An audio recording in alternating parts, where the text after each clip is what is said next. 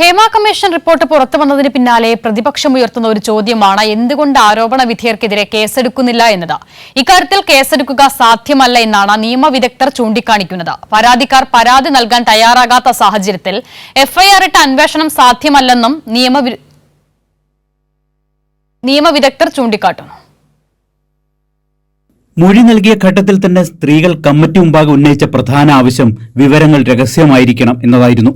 Report കൈമാറവെ committee അംഗങ്ങൾ തന്നെ മുഖ്യമന്ത്രിയോട് ഇക്കാര്യം ആവശ്യപ്പെടുകയും ചെയ്തു.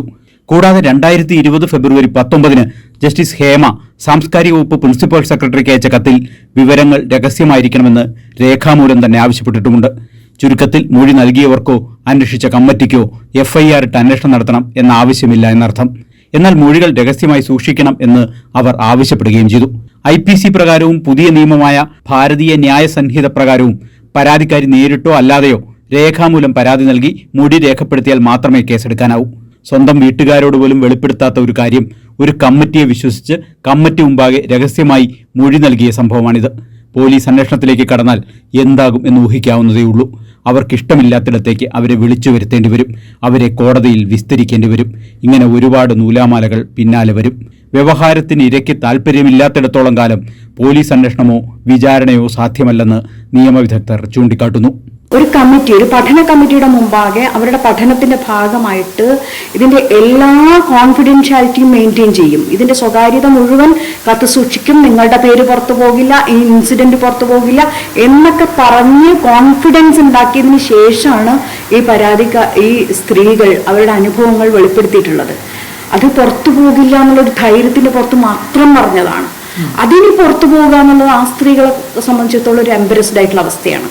അവര് ഈ പരാതി പ്രിഫർ ചെയ്യുന്നുണ്ടോ ഇല്ലയോ എന്നുള്ളത് അവരോടെങ്കിലും ചോദിക്കേണ്ട ഒരു പ്രാഥമിക ബാധ്യതയുണ്ട്. ഇതിൽ നിന്നും വ്യത്യസ്തമായ സാഹചര്യമുള്ളത് പോക്സോ കേസുകളിൽ മാത്രമാണ്.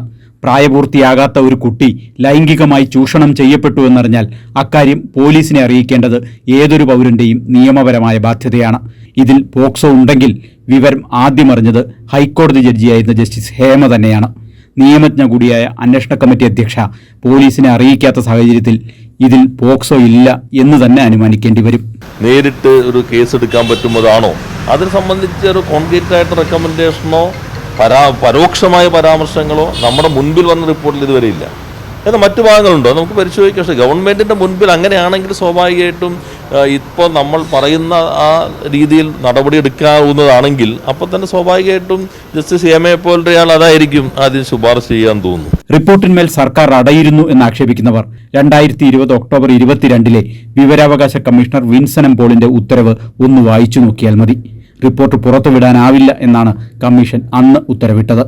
മറിച്ചൊരു ഉത്തരവ് പുറത്തു വന്ന സാഹചര്യത്തിലാണ് സർക്കാർ രണ്ടാമതൊന്നും ആലോചിക്കാതെ പൊതുസമക്ഷം report സമർപ്പിച്ചതും.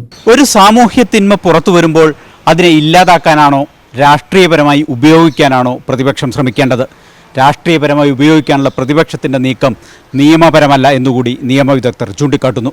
Sally Muhammad, Kairali news, Kochi.